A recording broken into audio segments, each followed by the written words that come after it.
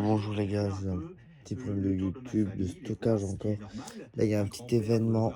Je voudrais bien vous le faire un peu présenter. Merci pour les 40 abonnés. Ça me fait plaisir. J'ai 70 ans, je vous l'avais dit. Et à 70 ans, je trouve anormal qu'on en soit là.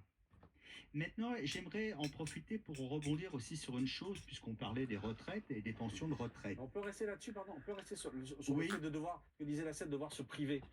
Les vacances, vous nous dites les vacances, là, j'ai dû dire à la famille, sur quoi vous vous privez, enfin, vous, Stéphane, Non, mais Linda, sur quoi vous vous privez. bon, voilà.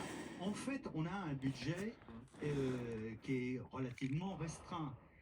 Et comme le coût de la vie, qu'on le veuille ou non, augmente, tout ce qui peut être ludique, loisir, etc., c'est là-dessus qu'on va faire des coupes sombres. J'en reviens d'ailleurs, parallèlement à ça, au budget de l'État, où visiblement on ne veut pas faire ces coupes.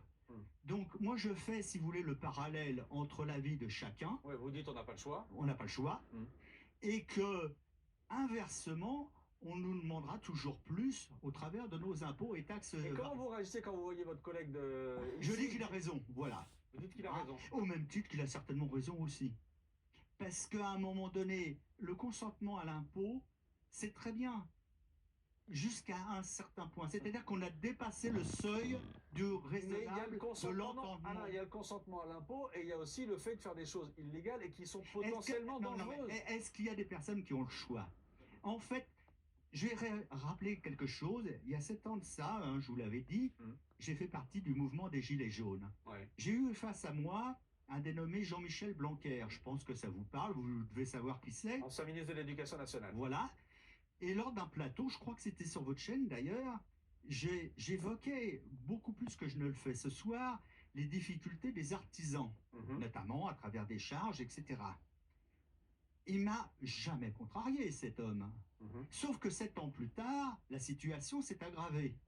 Autrement dit, ma grand-mère disait toujours « siffle beau merle », ce qui voulait dire « je t'entends, mais j'en ai rien à foutre ». Donc à un moment donné, quand même, il faut... En fait, moi, aujourd'hui, j'ai un synonyme pour la France. Ça s'appelle le tonneau des Danaïdes. C'est-à-dire que vous pouvez toujours essayer de le remplir. Il est percé de partout, il n'a plus de fond, etc. Donc j'invite, moi, les personnalités politiques, de changer de tonneau. Donc cette vidéo va pas être postée de suite. Parce que j'ai un problème de réseau et ce téléphone, j'ai un petit problème de stockage en fait.